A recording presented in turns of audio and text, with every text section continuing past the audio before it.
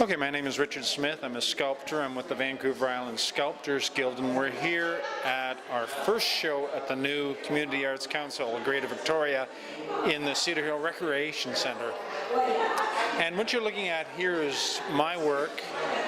It's a combination right at the moment of sculpture and painting. The sculpture and the painting are both from the same reference material. So if you see the face is in bronze and the face is painted. It's exactly the same face, just done in different materials.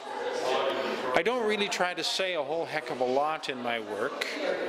I prefer to let the viewer have a look at it and make up their own mind. I discovered that's the easiest way to go, is rather than trying to tell people what they see, I just like to let people see what they see themselves.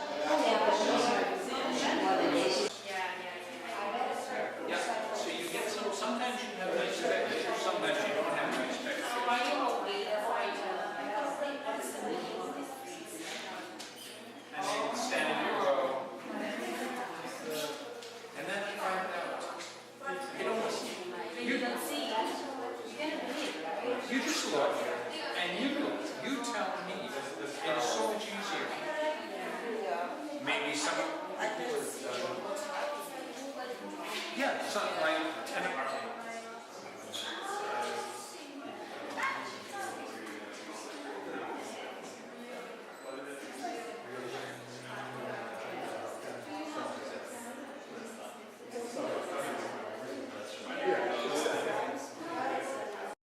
Well, I'm Audrey Van Eerden, and I was a teacher, and this is, I remember Van Eerden, and a teacher and a clown, and I work on most variety as I can possibly do. So it could be wood, cement, but my favorite is working with stone, and this particular stone spoke to me that it would be someone at the end of their life.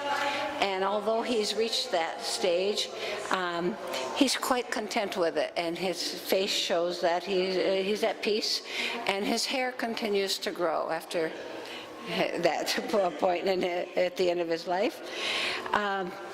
And then to show the theme of this, that their life continues in some form, I decided instead of pushing up daisies, he's not that kind of guy, he's pushing up sunflowers as they come through his eye and around his mouth and through his hair.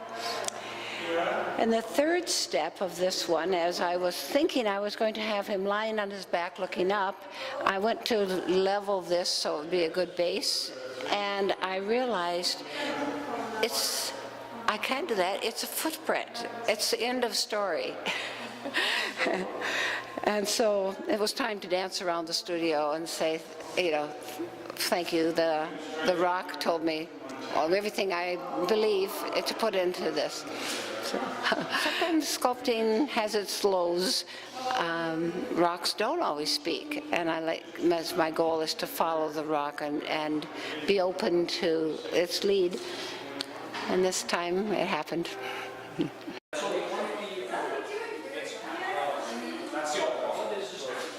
But if you have it like he's not, so you look at it and you think, like, maybe he's 7. Hi, I'm Leslie Foreman, and I've been sculpting for a few years, and this piece expresses a feeling of mine that everything is connected. It's called Harmony. It's made out of soapstone, and it has a glass blowing, the fish is blowing a bubble, and it's all about synchronicity. The fish depends on the water, the snail depends on the water, and they are all interconnected. And I carved by hand with a knife this piece, and it's made out of emerald soapstone. It's something that I got, the stone I got in Vancouver.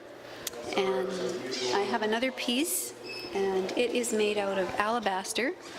And the alabaster, the name of this piece is called Soul of the Artist, and I find that when I'm carving, that what ends up to be the finished piece feels like it's a piece of my soul that's in the artwork.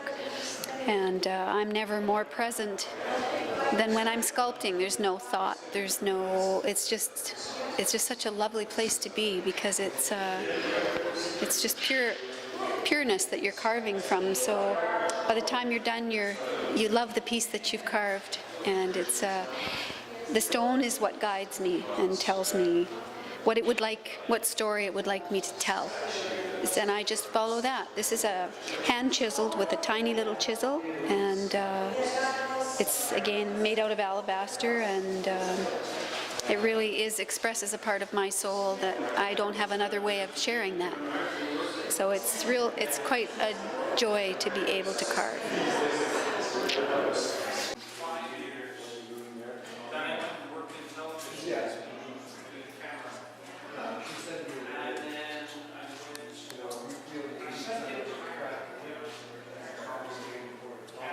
Okay, I'm Kent Laforme. I'm at the Cedar Hill New Art Center for the Vancouver Island Sculptures Guild, and I'm one of the participating artists in the show. I have a small stone piece that I did in 2009 for a show in Vancouver at the Elliott Lewis Gallery, and I've changed it. Now I'm trying to do a type of tattooing on the stone, so I'm experimenting with that, and using a painting I did in 2000 as a sort of trademark image onto the stone. It's called Figure Ground.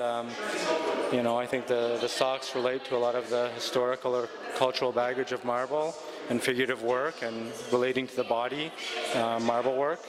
And again, this type of imagery sort of merges a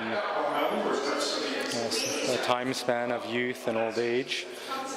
So I'm just blending pieces, two-dimensional and three-dimensional dimensions together, and ink and stone. So, you know, I'm happy to participate here.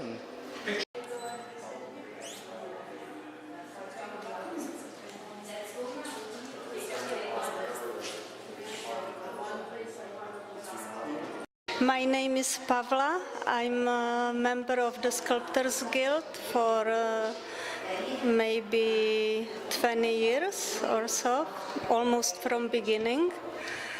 And my piece is terracotta clay. It's fired clay, and the piece is named Rendezvous, and it's a female hand and a male hand. And well, it's kind of protective hand to the female. And rendezvous, it means like date or meeting. And so that's the piece.